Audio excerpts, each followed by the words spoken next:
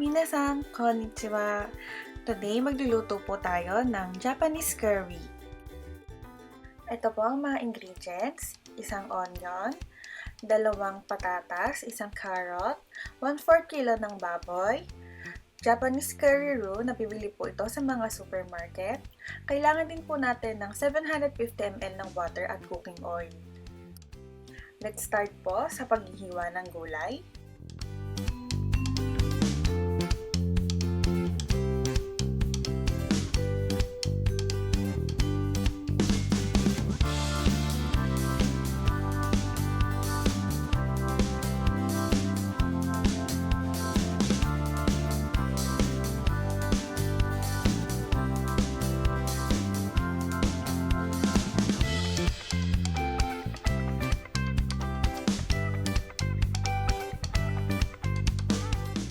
Sa isang box po ng Japanese curry, kalahati lang po yung gagamitin natin dito. It's good for 5 to 6 persons na po.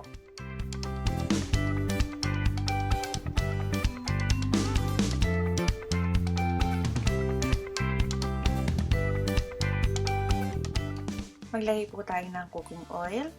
Then, ilagay po natin ang ating pork.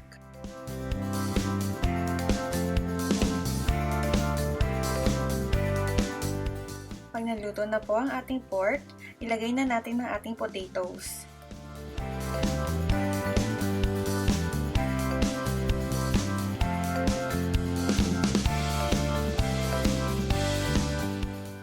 At isunod po natin ang ating carrots.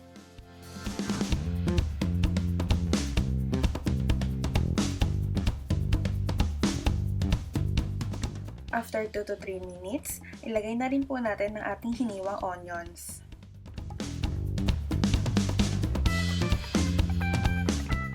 Pag naging translucent na po ang ating onions, maglagay na po tayo ng 750 ml or 3 3/4 cups ng water.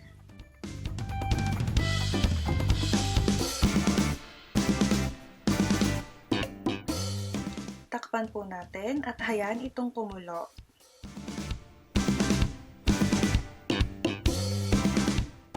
After 15 minutes, ilagay na po natin ang ating Japanese curry roux. Haluin lang po natin itong mabuti hanggang sa ito ay matunaw.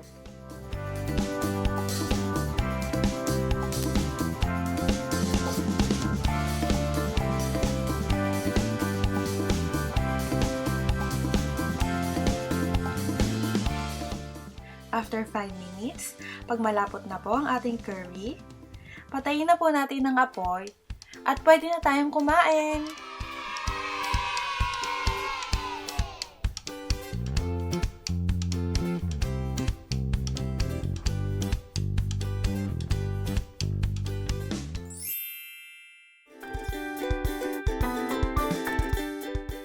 Itadakimasu!